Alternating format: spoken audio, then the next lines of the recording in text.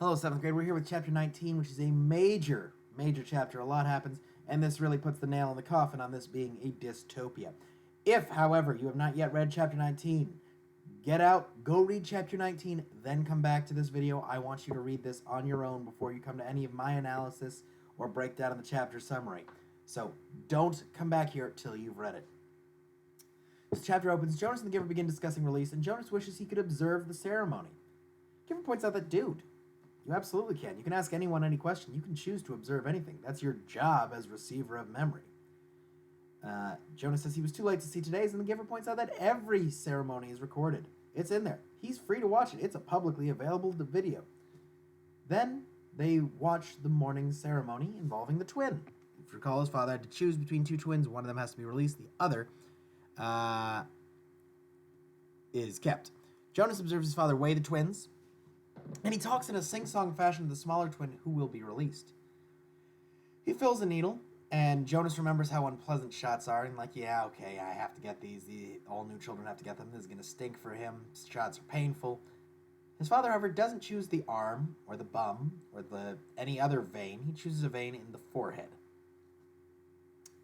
He thinks this is kind of odd, but Jonas thinks the child will then be made comfy. It's a necessary shot. His father's even comforting the child this whole time he's administering this. He thinks the child will be made comfy and sent elsewhere when he realizes that the child is now dead. His father has killed the child.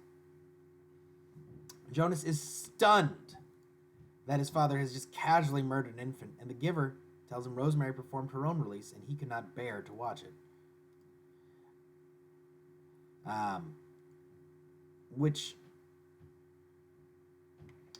This is a heavy chapter. It is a tough chapter to read. I'm not going to sugarcoat it. It's unpleasant. Part of the price of this utilitarian society where everyone has a job, everyone has food, is there are mandatory population controls. And to make sure that there's no confusion, that there's no one being singled out for being different, for being a twin, there are no twins. To make sure that, everyone's doesn't get attached to children, they're given numbers for the first year before they get names. We truly see how dystopian this society is. Infirm children, you were told they were released. Well, now you know. Someone born handicapped or disabled or in some way deficient is going to be released. Criminals, you break the rules, you're going to be released. All these people are murdered.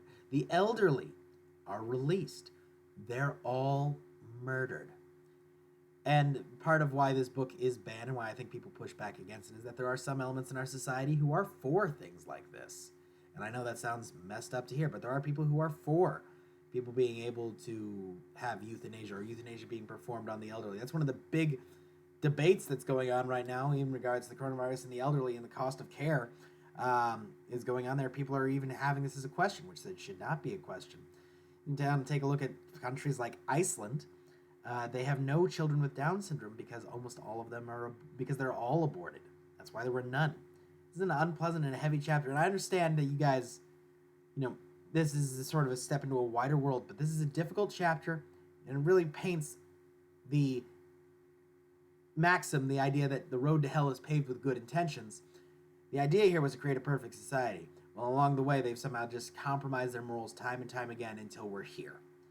And we will talk more about this. I expect a lot of you will have a lot of questions on stream tomorrow, which I will still be doing. And so we will talk about this then. Take care, 7th grade.